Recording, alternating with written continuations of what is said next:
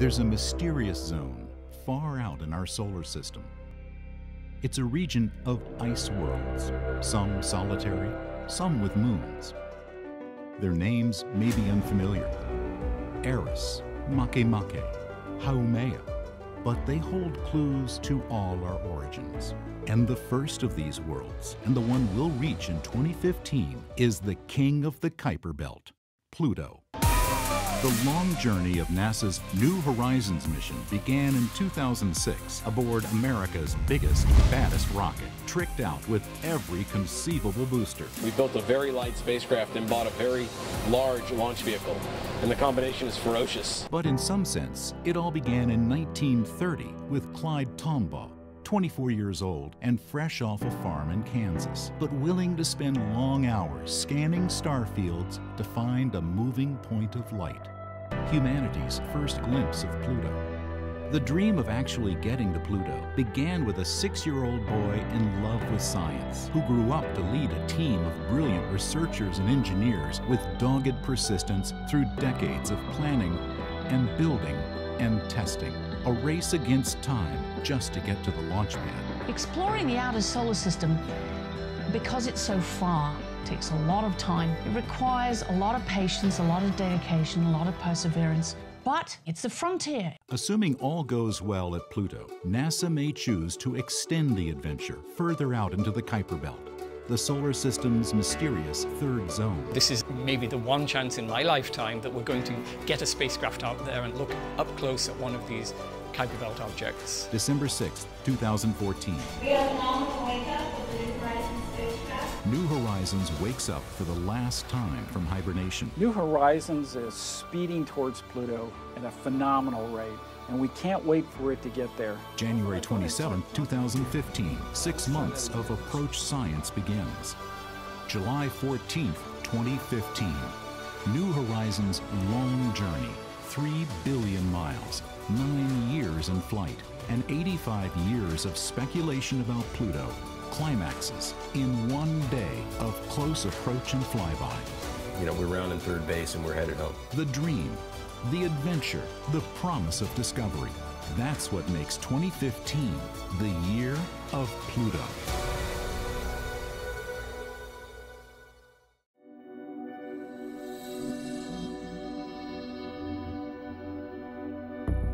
Studying Pluto and its neighbors from Earth is one of the toughest challenges in astronomy. It takes the largest telescopes and most advanced instrumentation on the planet. And it's tough even for the Hubble Space Telescope. And it takes time, from the discovery of Pluto in 1930 to NASA approving the New Horizons mission in 2001 to arriving at the planet in 2015. It's been 85 years, and time passing is definitely an actor in our story. But it's the combination of human skill, cutting-edge image processing, and sheer bloody-minded persistence that has resulted in the most important discoveries. And that's a tale as true today as back in 1930, when Pluto was first found by Clyde Tombaugh. In 2011, at the SETI Institute near San Francisco, Mark Showalter used Hubble data to discover 2 new moons around Pluto, although he was actually looking for possible rings. Showalter has found rings associated with small moons around other planets. And that was kind of the motivation for checking out Pluto. It's got 2 little satellites. Satellites raise clouds of dust. Let's see what might be there. It's easy to take artistic license to show what Pluto's rings might look like.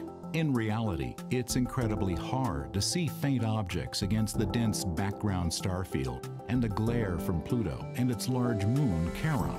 We came up with this trick where you take the images and then you rotate the camera 90 degrees, you take more images, and if you do that all just right, you can do this thing where all that glare cancels out, and what we're left with is just the rings. We can think of it as a stack of images. Think of it as like a cube looking down. So let's turn it on its side. So now if we start peeling off the layers and looking downward through the stack, things suddenly become much, much cleaner. For example, Hydra and Nix show up very, very cleanly. But the thing that immediately caught my eye was this little dot right there. It's not a perfectly sharp hot pixel like over here, and that's what made it pretty convincing to me that we had seen a very small moon of Pluto that nobody had seen before. To be sure you've detected a real moon or planet, you have to show it's moving, unlike the background stars. The thing that makes moons distinctive is if we come back later, they'd all have shifted because they all orbit the central planet. This required a great deal of patience to then wait about 6 days until we got our next set of observations of the Pluto system.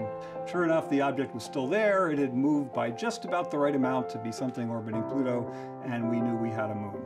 Next year, Showalter and colleagues went back and built on lessons learned to see what else might be there. Summer 2012. Now, Mark had 15 more days of Hubble observations. Now, what you can see here are 3 time steps. Each of those time steps is actually about 45 minutes of data. That means it's long enough that the little moons move. It's moving back and forth in this 3-frame sequence. Hydra is moving, Nix is moving. I mean, it doesn't take a rocket scientist to say that that looks like a little moon of Pluto. It's moving just the way the others are. They're all going around the planet in the same direction. And so it was just a couple of weeks later that we made the announcement that the 5th moon had been discovered. Patience, persistence, ingenuity. That was exactly what led to the discovery of Pluto back in 1930. In Kansas in the 1920s, Clyde Tombaugh grew up in hard times and built telescopes using leftover farm implements. To check the accuracy of his best telescope, he sent drawings of Mars and Jupiter to the Lowell Observatory in Flagstaff, Arizona. They were looking for staff, and he was hired. Along with observing the stars, he stoked the furnace and shoveled snow. But one assignment made history. Day after day, he'd use this machine, known as a blink comparator, to look for anything in his images that moved. It was tedious, painstaking work, but on plates taken on January 23rd and 29th and analyzed in February, he saw a small dot that did move against the fixed stars. Announcing the results after careful confirmation, the observatory made it easy to find the new planet by adding arrows. This is an incredible work of observational astronomy, and having done something similar but with much more powerful tools, I can really appreciate his achievement. For decades, Pluto remained, more or less, a point of light. But in the mid-70s, Dale Cruikshank and colleagues attached cameras with infrared filters to a telescope at Kitt Peak. Detectors or sensors had been improved, and larger telescopes had become available. Well, we did that work in 1976 and found evidence for frozen methane on Pluto's surface. It was several years later that we found the evidence for the other ices. In 1978, astronomers Jim Christie and Bob Harrington analyzed new plates taken at the U.S. Naval Observatory in Flagstaff. Christie noted an elongation to the north of Pluto. 1 month later, the bump had disappeared. From this and other evidence, they concluded that Pluto, like Earth, had a moon, Charon. From eclipses between Pluto and Charon occurring in the 1980s, astronomers calculated that the moon was almost half the size of its parent body, so large that both objects spin around their mutual center of gravity, outside Pluto. Pluto and Charon were the first double dwarf planet combo discovered in our solar system. Using the basic physics of their orbits and the distance between them, astronomers could calculate their mass and size. Pluto was a little smaller than Earth's moon, about 1,500 miles in diameter, and had only 1/10 its mass. Between 1985 and 1990, astronomers were in luck. As Pluto and Charon orbited their mutual center of gravity, each passed in turn in front of the other. The so-called mutual events allowed astronomers like Mark Bowie to capture the changing patterns of light. Patiently, Bowie created a map of Pluto. Pluto turned out to have one of the 2 most contrasty surfaces in the entire solar system. In the mid-90s, Bowie and Alan Stern used the Hubble Space Telescope to make the first direct images of Pluto's surface. And it's exciting to Mark and I and to our whole scientific team to be able to see this object that no humans really could glimpse as a real planet, as a real object in the solar system previously. In 2005, Hal Weaver and Alan Stern used the Hubble for another close-up look at Pluto and Charon. They discovered two small, dim moons where only Charon had been seen before. Now we know from Mark Showalter's work that there are two more moons, making the current total of 5, and that Pluto is a genuine many-planetary system. From its size and orbit, astronomers estimated that Pluto is perhaps 70% rock and 30% ice. That makes it one of the largest of a whole new class of objects, the ice dwarf planets, making up what's known as the Kuiper Belt. This region is named for Gerhard Kuiper, a leading mid-20th century planetary astronomer. Kuiper suggested that the solar system didn't end with Neptune and Pluto, but that there should be a disk of other worlds beyond them. In 1992, from a mountaintop in Hawaii, David Jewett and Jane Liu found the first Kuiper Belt object. They were using new and highly sensitive CCDs, like the sensors in a modern digital camera. But their technique was essentially an updated version of Tombaw's work. Take carefully registered images of a patch of sky and see if anything moves against the distant stars. This one, QB1, did just that. It was only a few hundred kilometers across, 10 times smaller than Pluto, but still huge compared to a comet. Since then, teams of astronomers have found around 2,000 KBOs. Informed by cutting-edge astronomy, but with a fair dose of artistic license, let's take a trip through this third zone of our solar system. We used to think of the solar system consisting of two different types of planets. The planets we call the terrestrial planets, which are Earth-like planets. That would be Mercury, Venus, Earth, and Mars. Next out, the asteroid belt. Fragments of worlds smashed to pieces by gravitation and collisions. Then come the 4 gas giants. Jupiter and its moons. Saturn with its magnificent rings. Uranus, also ringed. And Neptune. And then Pluto was this kind of, odd guy out. It was this little object at the edge of the solar system. And then when we found all these other Kuiper Belt objects, this is kind of almost a third type of object. So for the first time ever, we'll be able to fly by a brand new object, an object that's been forming for billions of years, and understand what outer parts of the solar system are all about. By July 2015, we'll know for sure what Pluto and its moons look like, and that will provide breakthrough information on all those other ice dwarf planets, the most numerous planetary objects in the entire solar system that make up the Kuiper Belt. Actually, the Kuiper Belt is more like a donut, bulging up above and down below the ecliptic where most of the planets move. It's kind of like the asteroid belt, but much bigger. It has hundreds of times more objects in it than the asteroid belt. Let's now visit 5 named KBOs in the exact positions they'll be in on July 14th, 2015, the day when New Horizons flies by Pluto. Quawa was one of the first Kuiper Belt objects discovered. It's about 1,000 kilometers in diameter, a reddish world, covered in water ice, methane, and ethane. And like many KBOs, it has a tiny moon of its own, Waywa. Up above and down below the plane of the solar system, numerous KBOs have been flung about by Neptune's gravity. This region is known as the scattered disk. One of the largest of these KBOs, Eris, is close in size to Pluto and is made of rock and methane ice. Astronomers categorize KBOs by the tilt of their orbits relative to the plane of the solar system. And one of the more highly inclined orbits belongs to Makemake, named for a Hawaiian creation deity. Some of these have methane or water ice on their surfaces. Some of them just seem to be covered in some brownish gunk. There are gray objects out there. There are brown objects out there. There seem to be distinct populations.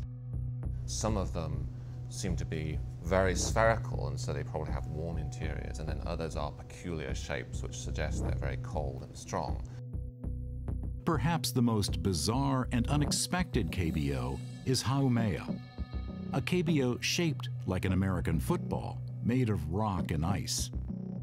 It's white with red splotches, and orbited by at least 2 moons. One of the strangest orbits of any KBO belongs to Sedna, discovered in 2003. Its orbit is the most eccentric of any KBO now known, bringing it as close as 76 AU to the Sun, but then carrying it outward to 936 times the Earth-Sun distance. Sedna's strange 11,000-year orbit seems to link it to an even vaster cloud of objects, ready for exploration by future generations. The Oort cloud is an immense icebox of long-period comets, from 10 to 100 times more distant than the Kuiper Belt, surrounding all the known worlds of our solar system. There's a real record of the early history of the solar system out there in cold storage at the edge of the solar system. This is what was left over. Pluto is the first member of that group. But to begin humanity's exploration of the Kuiper Belt, you first have to get to Pluto. And that means getting a mission approved, a spacecraft designed and built, and delivered to the launch pad on time. And none of that was easy.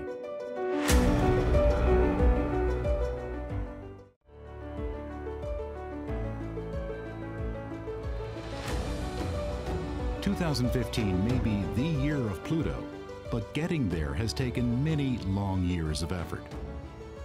And for New Horizons, there's a date when things got started: 1989. It was the year when George Herbert Walker Bush became president and the Berlin Wall fell. Far from Earth, it was also the year when NASA's Voyager spacecraft flew by Neptune and returned the first images of its moon, Triton. Hairstyles of some New Horizons scientists were very different, but for them, May 5th, 1989 was a most important date. That's the day that I marched into the then Division Director for Planetary Science at NASA headquarters, Jeff Briggs, as a graduate student, and asked him why we aren't studying the mission to Pluto. And he responded, "Because no one's ever asked me before. That seems like a brilliant idea. Why don't we do that?"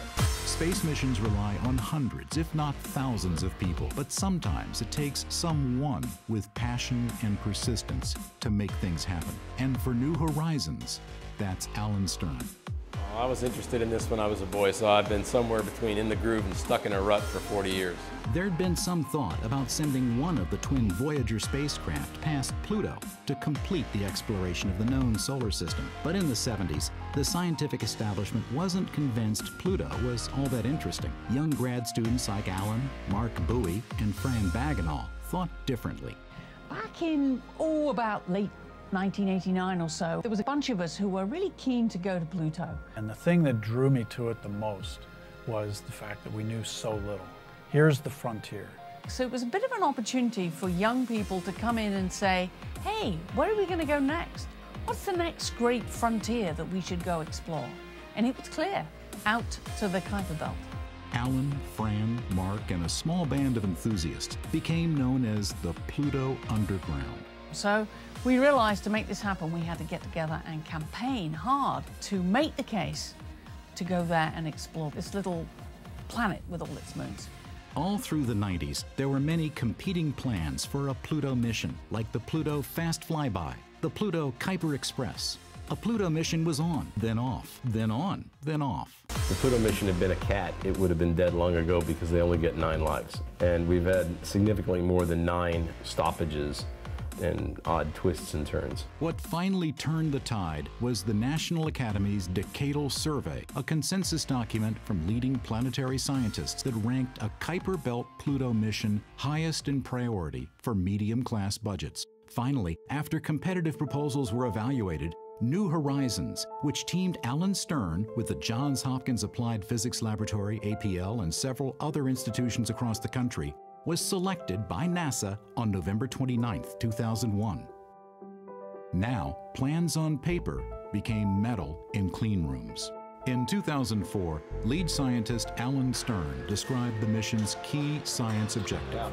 Well, you know, the key to planetary science is that you really have to go places to get the resolution, to get up close enough to really see what's going on. We want to get up close and personal. The very best resolution of current telescopes looking at Pluto would give this kind of fuzzy image of a much more familiar world. But here's what New Horizons would see if flying over New York City, lakes in Central Park, wharves on the Hudson River. New Horizons is the first really of a whole new breed of spacecraft that is focusing on a very specific task. For this first mission to Pluto, the questions are basic. What do Pluto and Charon look like? What are they made of? How do their atmospheres behave?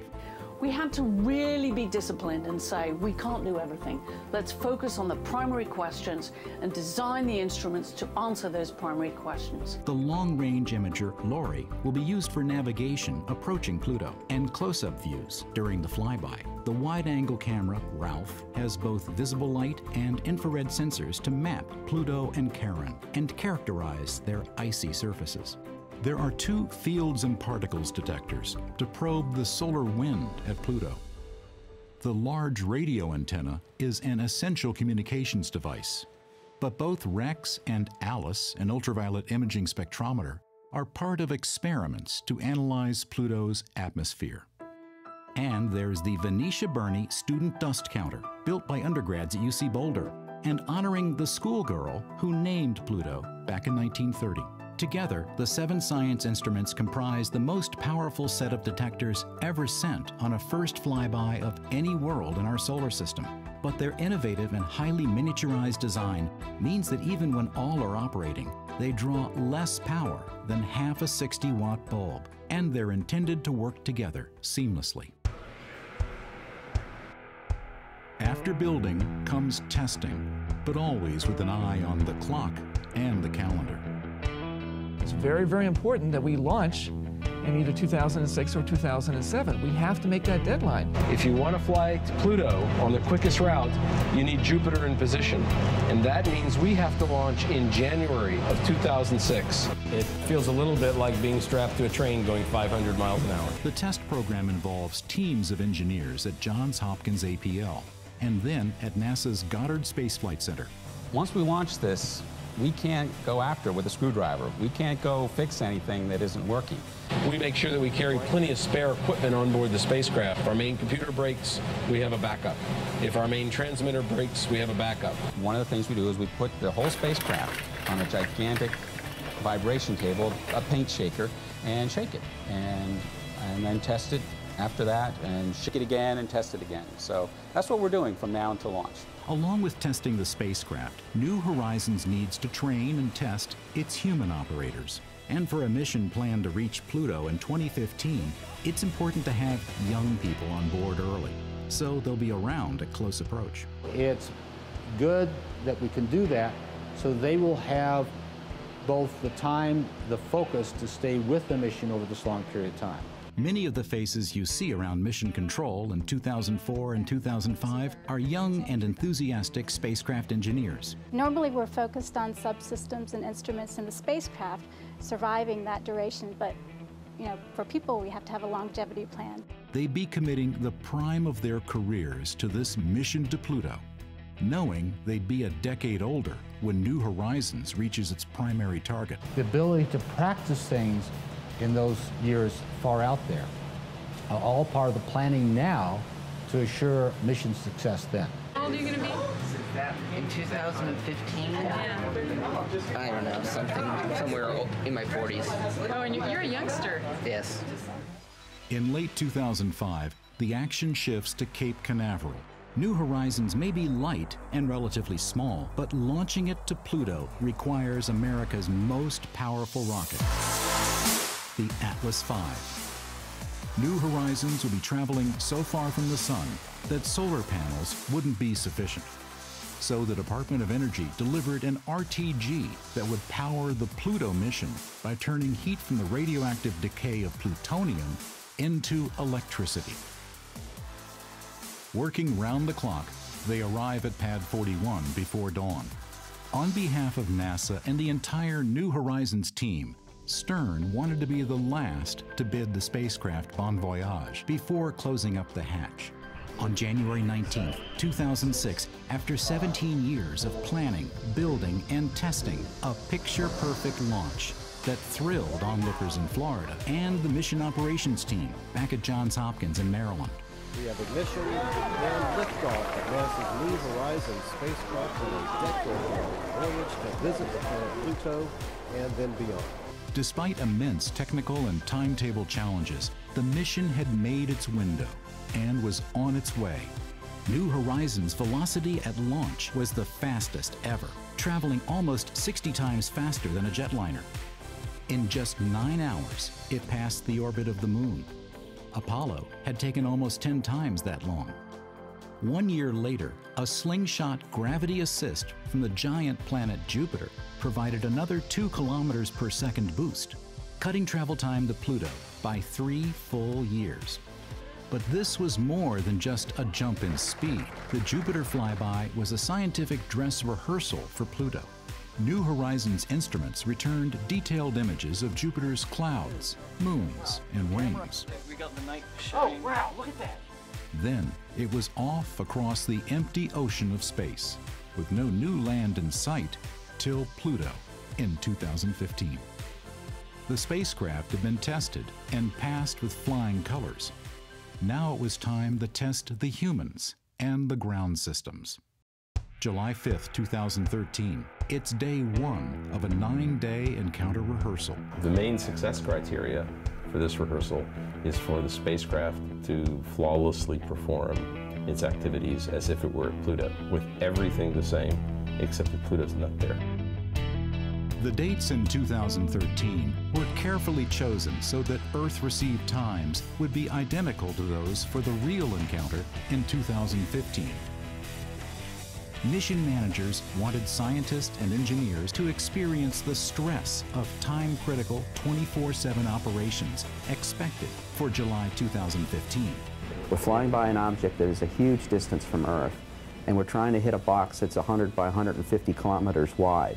And that then leads into maneuver planning and trajectory control needed to thread that needle and hit that small box. It's way the heck out there. This rehearsal would actually be uploading commands to New Horizons to instruct the spacecraft to run through the exact same set of observations as in 2015.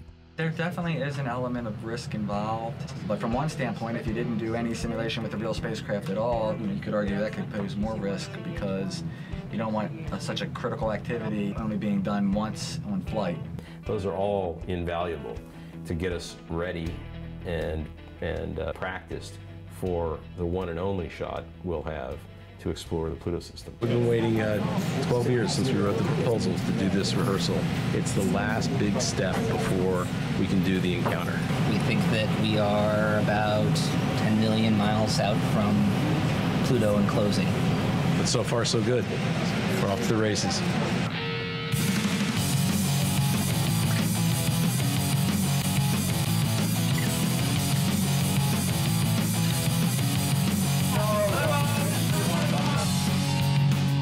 Today is our 2,724th day in flight. This has been a long time coming, literally. I only want to say thanks for all the work. Let them eat cake.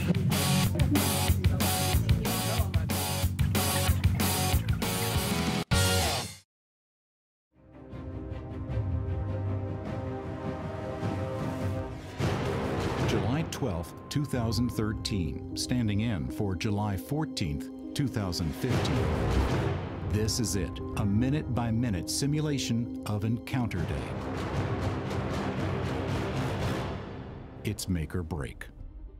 Well, it's the most important because we've best been spending the 24 hours of the most intense activities that we've been running on the spacecraft, and this is the longest that we've been out of contact since we've entered encounter rehearsal. This may be a rehearsal, but New Horizons has been firing its thrusters and spinning in space, identical maneuvers to those planned for 2015. On Encounter Day, the spacecraft will be too busy taking data to send back images. That's why its first simple "I'm alive" message will be so important. Sometime within the next minute, DSS 43 should lock up on the signal.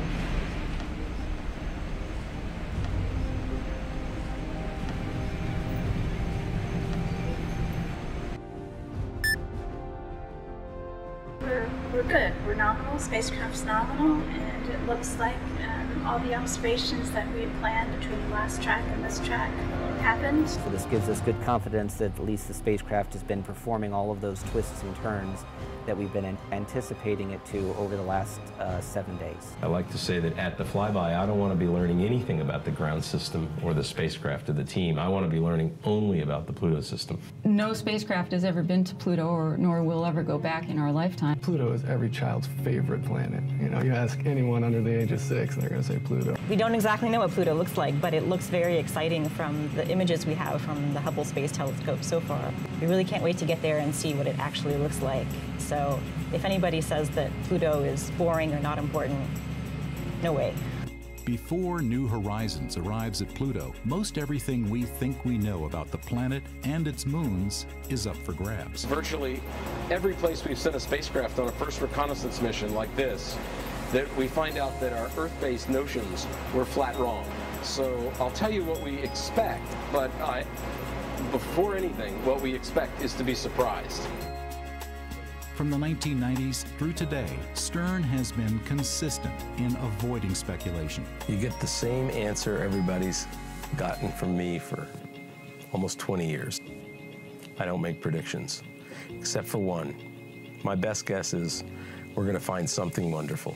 But in the final months leading up to the July 2015 encounter, it's hard for most humans not to imagine what we'll see. Many planetary scientists, like Paul Schenk, base their expectations on what we saw when Voyager 2 reached Neptune, and specifically as it flew by its moon, Triton. Voyager was a 10-year-long exploration of the outer solar system, and every time they got to a planet, it was basically the first time anybody had really seen those bodies. So when they got to Jupiter, they were greeted with enormous surprises. The erupting volcanoes on Io were just completely unexpected. And so when they got to Uranus, there were more surprises. The exotic trains of Miranda and Ariel, for example, were not expected. So by the time they got to Neptune, they were kind of accustomed to the idea that they were going to be surprised. And sure enough, Triton completely blew them away. Bonnie Barati was at NASA's Jet Propulsion Lab as the first images of Triton, a moon of nearly 1,700 miles diameter, came down. Triton was almost a twin of Pluto. It's about the same size, about the same brightness. Originally, Triton was probably a Kuiper Belt object, just like Pluto, floating around in space, but then it got too close to Neptune and it got captured by Neptune's gravitational field. Recently, Paul Schenk enhanced the original Voyager data to create this detailed flyover of Triton. It has odd patches and odd blob-like features, kind of like amoebas crawling around on the surface. Triton has very few impact craters. Its surface is extremely young geologically. And it actually has geysers spurting material off into space. Here is a body that is hundreds of degrees below zero. It's so cold, it's forlorn, it's barren. We just didn't expect to see this activity on Triton. It was quite a surprise. If you just assume that Pluto was going to look exactly like Triton, which is the most similar object we know about, then you might expect to find a very interesting body. But Triton is not the only dynamic ice world in the outer solar system.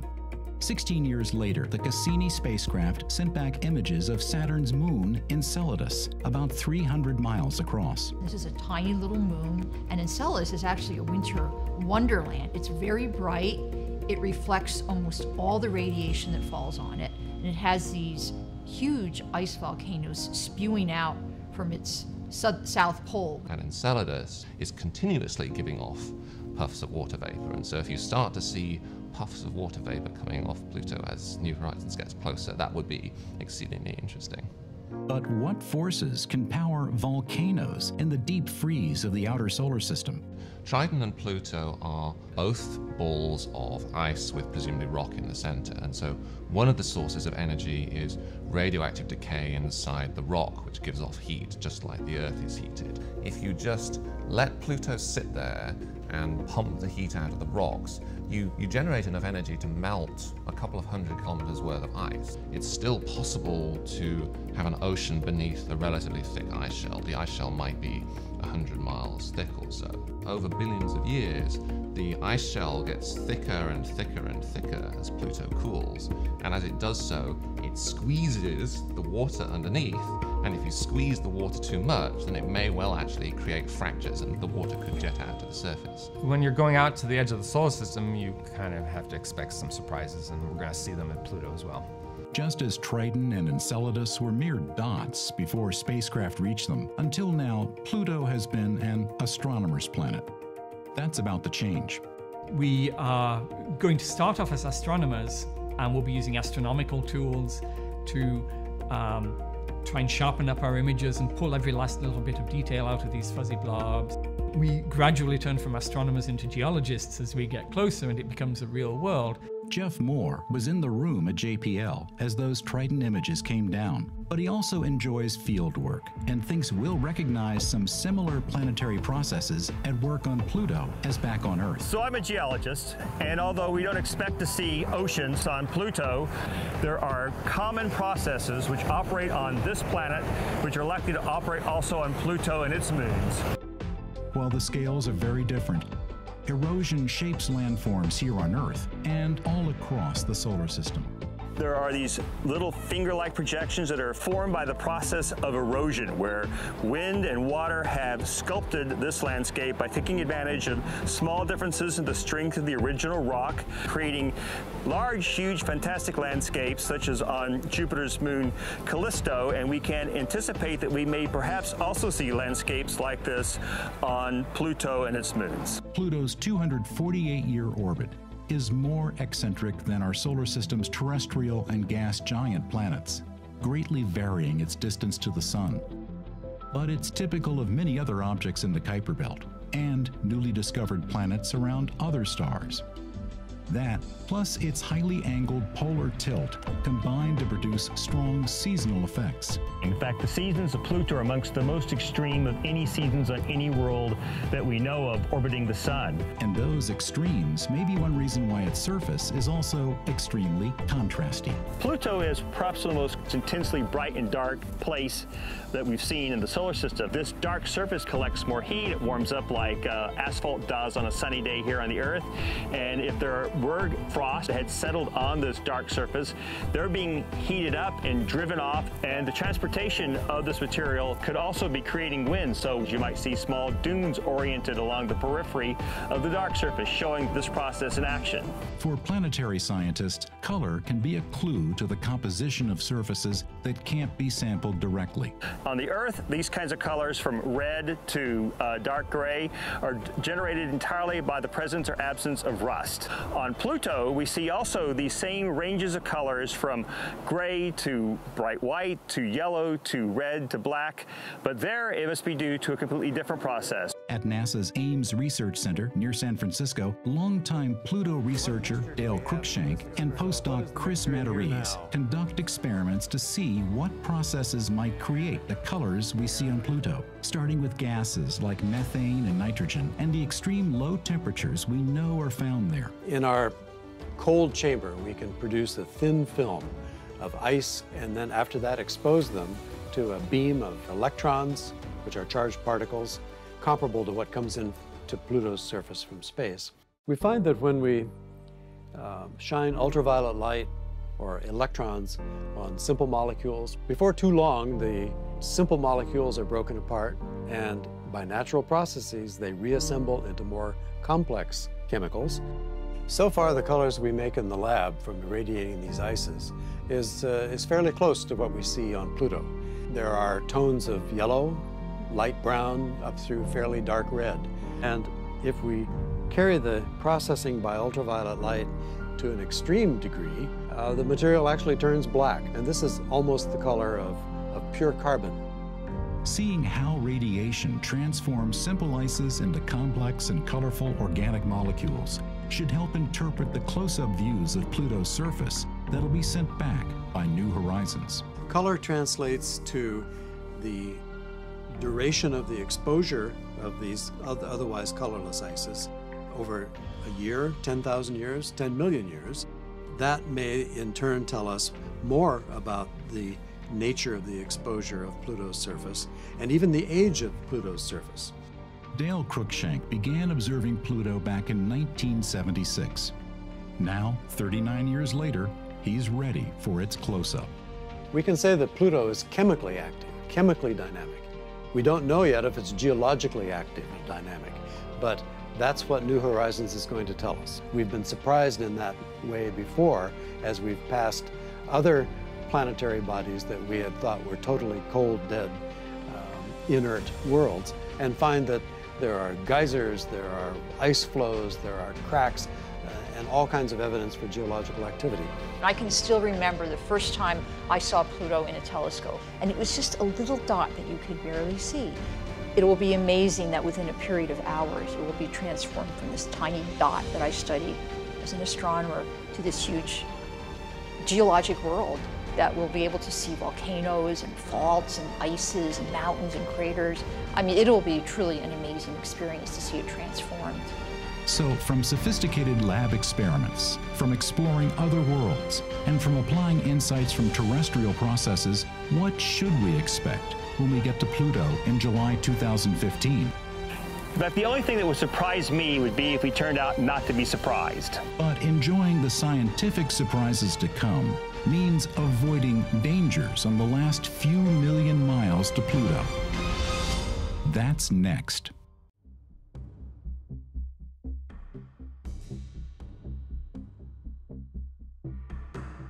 December 6, 2014. In Mission Control, Alice Bowman and her team wait to get confirmation that New Horizons has exited what's called hibernation. For 2/3 of its 3 billion-mile journey, most spacecraft systems have been turned off, saving wear and tear on the science instruments. New Horizons sends a simple signal once a week just to say, "I'm still A-OK." Alice's team has a unique way of showing spacecraft status. When New Horizons is hibernating, their bear mascot is safely asleep. When the spacecraft wakes up, they put on its party hat. If all goes well, this will be the 18th time spacecraft and bear have woken up. But December 2014 is different. VIPs from NASA are on hand. 2 film crews document the action as Alan explains the benefits of hibernation. It lowers our cost because we don't need to have people babysitting the spacecraft 24/7. Outside interest in New Horizons is building. If all goes well, New Horizons will stay awake, flying by Pluto in July 2015, and then returning data until October 2016. Copy that. Thank you, GNCs. Tonight, data trickles in, and Alice has to wait to be certain New Horizons is fully awake. We should be getting it momentarily. Should be any minute now. It's like watching paint dry. I figure if I stare at the screen hard enough.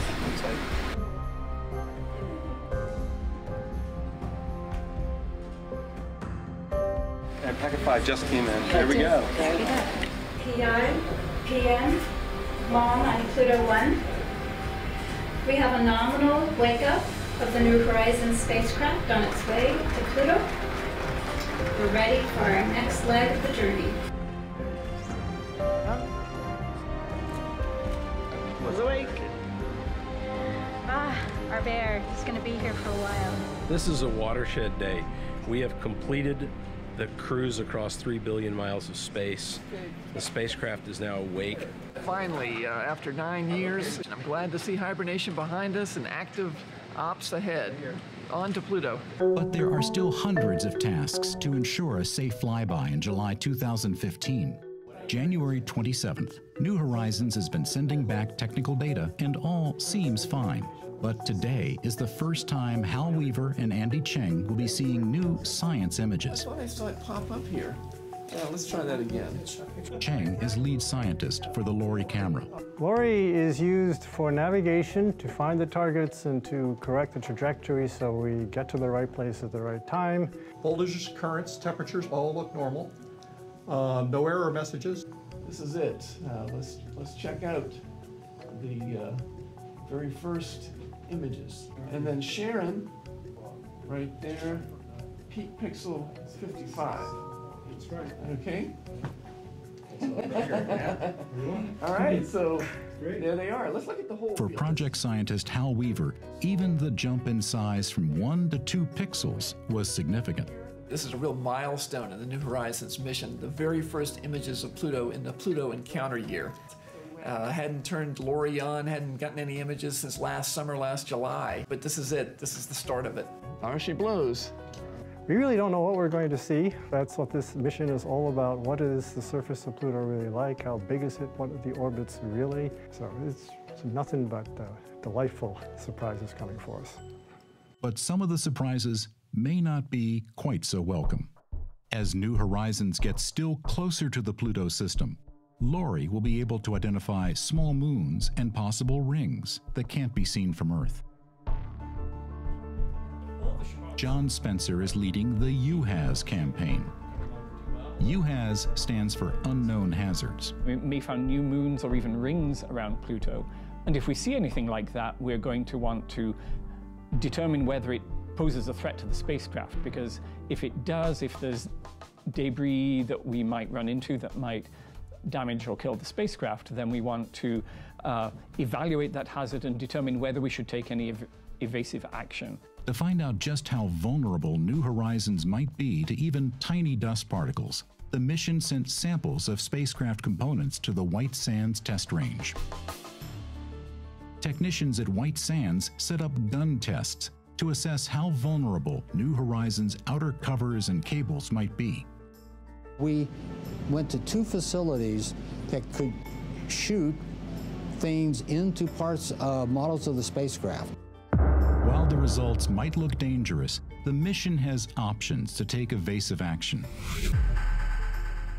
One of the backup strategies we have if we feel we need to give the spacecraft extra protection is that we orient it so that the high-gain antenna here, which is literally pretty bulletproof and can protect the spacecraft, is going to be facing forward in the ram direction. And this is ram in the sense of battering ram. It's a direction in which stuff will be coming at us and ramming into the spacecraft. And if that is facing forward, then any dust particles that hit the spacecraft are most likely to hit that antenna where they won't cause us problems. And only a small part of the spacecraft around the edges is going to be exposed to those particles. That would protect the guts of the spacecraft, but limit the pointing of the cameras. The cameras are fixed to the spacecraft, so if the spacecraft has to point in one direction, the cameras can only point in a limited range of directions. This limits the amount of times we can photograph the system as we go past, because we can only photograph objects when they're just in the right angle that we can look at them while protecting the spacecraft with the main antenna. Another option is to take different trajectories through the Pluto system. That's called the Shabbat play. Shabbat is the best acronym in the space business. It stands for Safe Haven by Other Trajectory.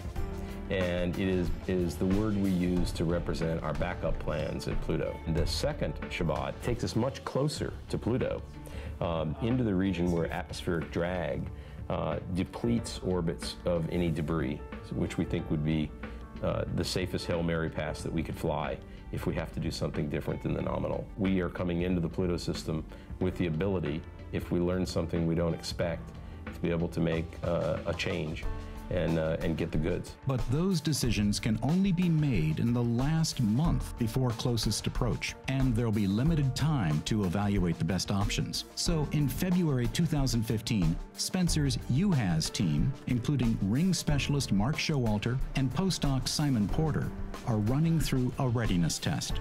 Now they're on the clock and being scored for whether they can work through the calculations fast enough to decide on a trajectory correction maneuver that might prevent loss of mission. And that makes this exercise more critical than any that have gone before. The difference between this and previous operational readiness tests is that this is where we have to demonstrate to the project and NASA that we can do this. But the only test that really matters comes on July 14th, 2015. That one day will pay off 26 years of dreams and 9 years in flight.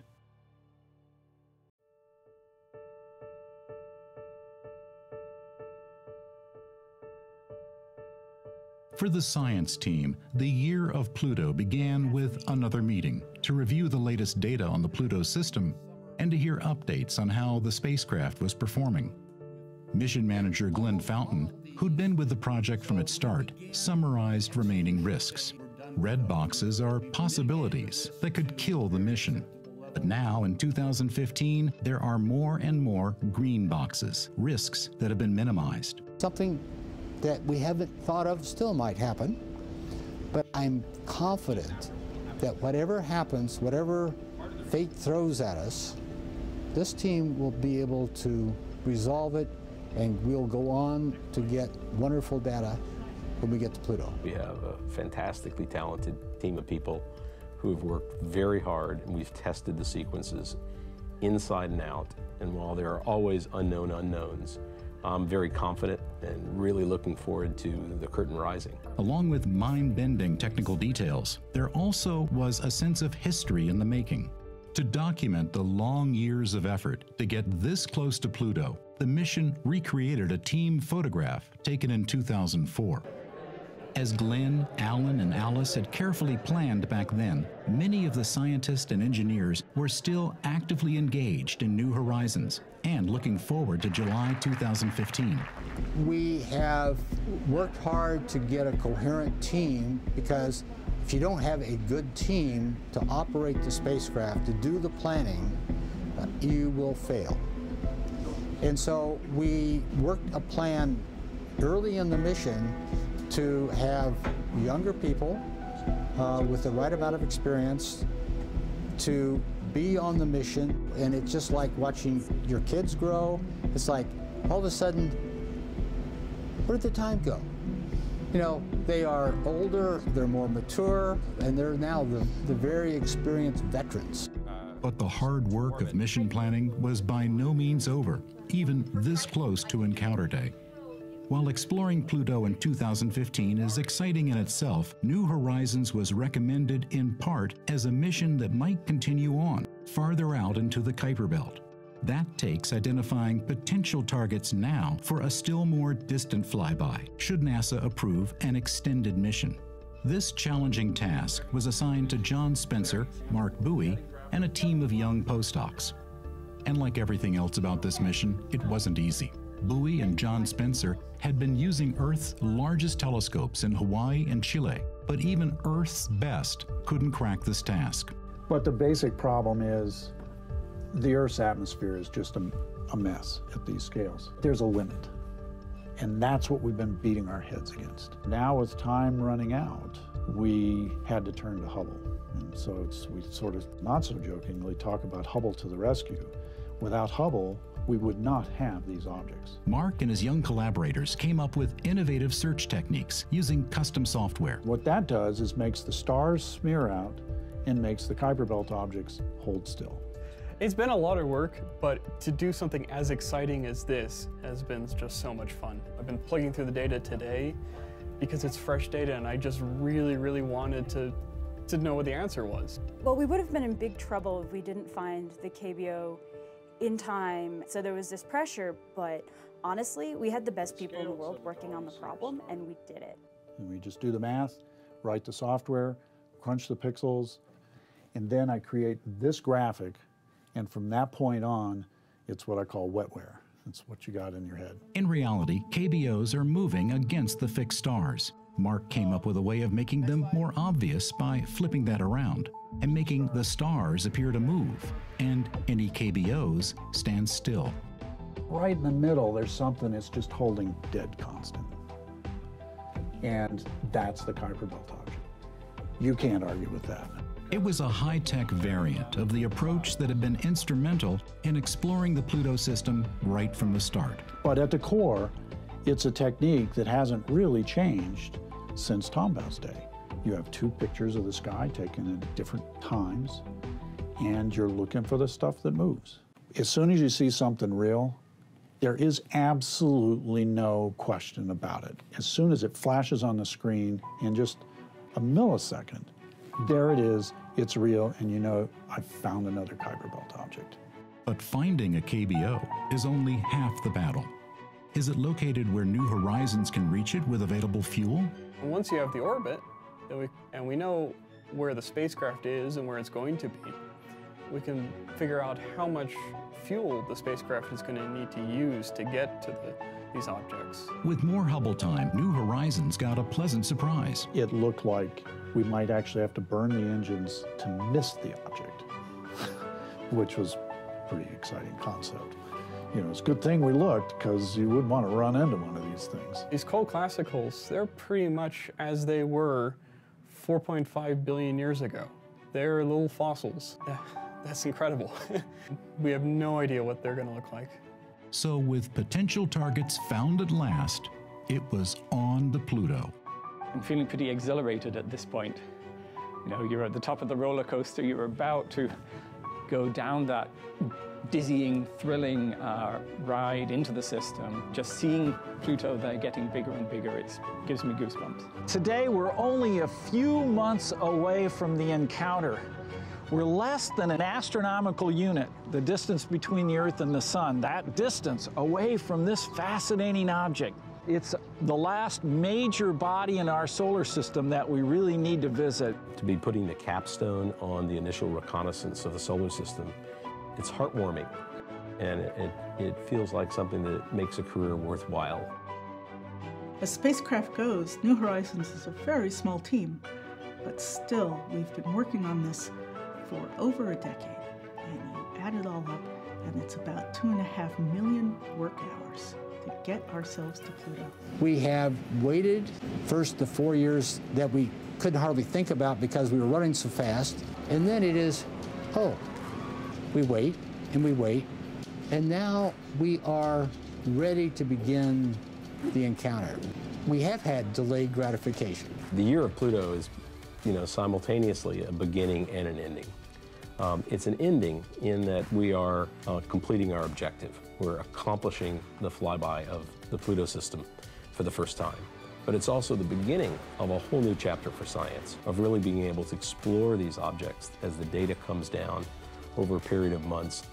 You know, in bringing in postdocs and the younger scientists who, some of whom were in high school when we started this project, and now they have their PhDs and they are spectacular experts and very talented at what they do. I was in preschool when Alan first started talking about a Pluto mission, and finishing high school and starting college when it was built, and in grad school for the cruise. Having young people come into these programs, gaining the experience, they're going to be the next generation of explorers. We've never been to a KBO. We've never been anywhere close to a KBO. This is the most unexplored area of the entire solar system, which is another way of saying this is the most unknown area that we as humans can reach with spacecraft.